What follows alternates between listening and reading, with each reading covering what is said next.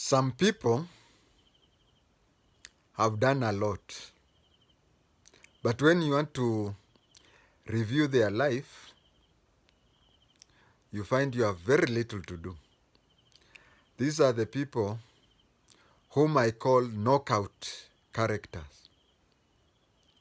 For those of you who like football, who like boxing, remember that there are some boxers like Mike Tyson, whom you are told to book the tickets very early, because there are times when people are still buying tickets to see the Mike Tyson fights, and even before you enter the hall, he has already knocked out his opponent.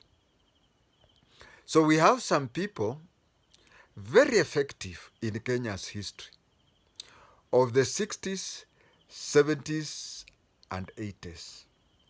But when you are told to talk about them, you'll be very lucky if you could spend 10 or even 15 minutes talking about them. Their punch is so strong, but there is very little to speak about them. One of them is Mrs. Jael Mbogo. Very many people have over the decades mistaken her to be either a Bantu from eastern or mountain areas, or she's married to a man from that area. No. These are occasions when you find a name that comes from two different places. The spelling is the same, the pronunciation is the same, but they mean very different. Any Kikuyu or Kamba called Mbogo is in reference to buffalo. That is why you find some Kikuyu even are called Wambogo, Wambugo. We call it Wambugo, but it is Wambogo. Something to do with buffalo. In Luhya, we have Imboko. We had even a teacher, a very famous teacher in Malava called Imboko.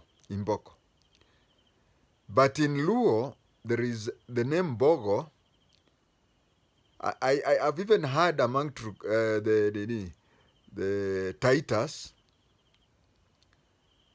there is Mbogo also, meaning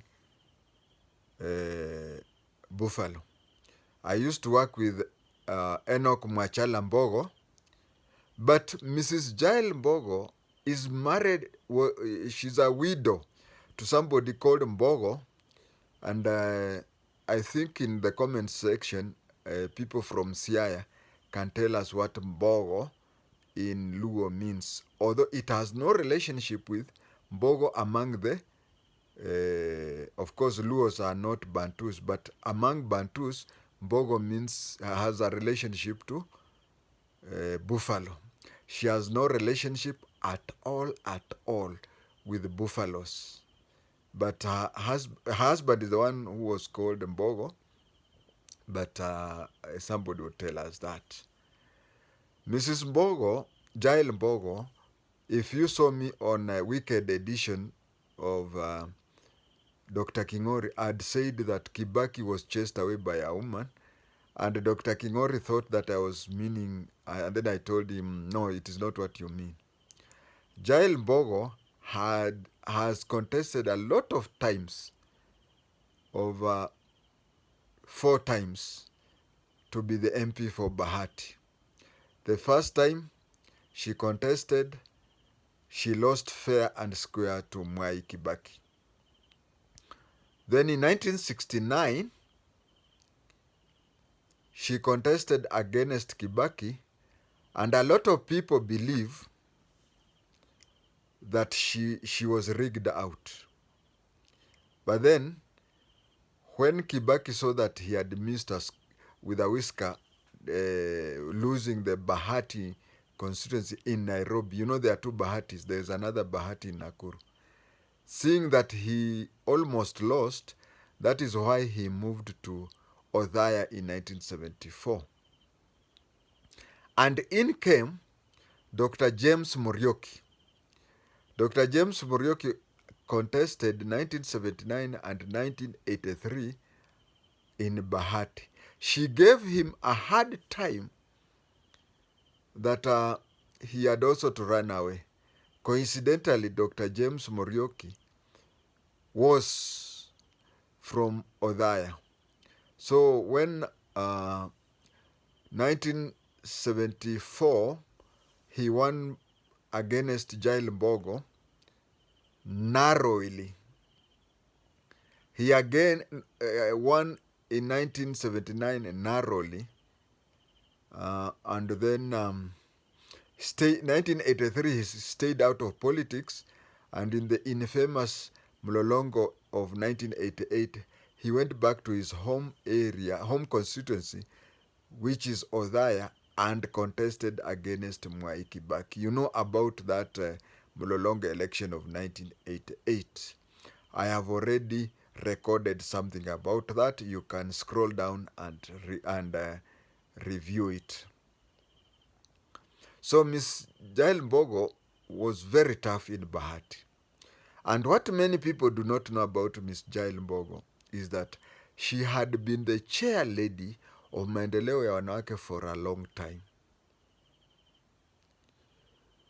We all know, if you mention Maendeleo ya Wanawake to people of my age, they only remember my aunt, Mrs.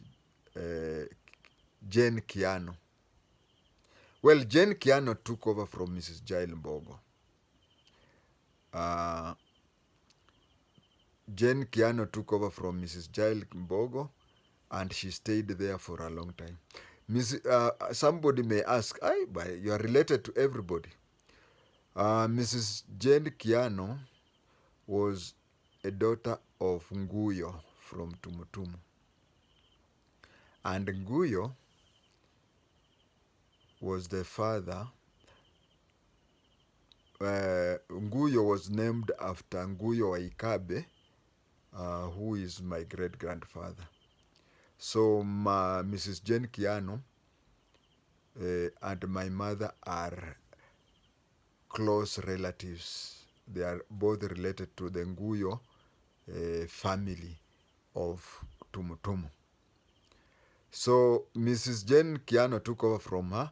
And when Mrs. Jael Mbogo was the chair lady of Maendeleo ya Wanawake, she felt, you know, Maendeleo ya Wanawake, they used to contribute money, and then she felt that they should do something about that. Then they bought land next to Nyati House. And when they bought land next to Nyati House, that is a Nyati House and Utalii House somewhere there, and then Anniversary Tower in that area. Then they constructed a house that is called Maendeleo House. They constructed Maendeleo House there. That was her brainchild, and that was her stewardship when she was heading the Maendeleo ya Wanawake. I have met her once.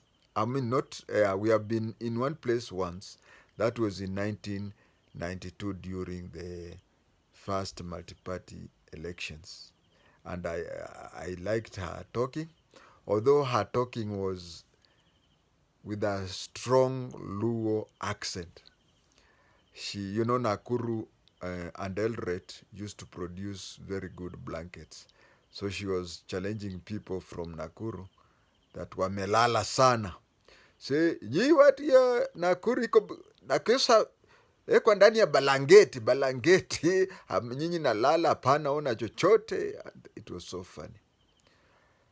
We should celebrate our heroes and sheroes, or is it heroes, when they are still alive. Mrs. Jael Mbogo is still alive, although widowed. And the funny thing about her is that her husband was not happy about her activities. those are the years. In fact, even people of my age used also to have that characteristic where the husband himself is the one who curtails his wife's political or other social activities. They wanted their wives to be housewives, and so he married a second wife just because his wife had turned full time into politics. But she's still alive and healthy and strong. Uh, of course, not as strong as you and me, because she's about 6 years older than my mother. And when you start considering me as an old man, then you can consider somebody 6 years older than my mother. Whatever physical challenges she's having because of her age. Because of her age. Otherwise, her body may be weak because of age, but her head is strong and clear, more clearer than me and you. Thank you.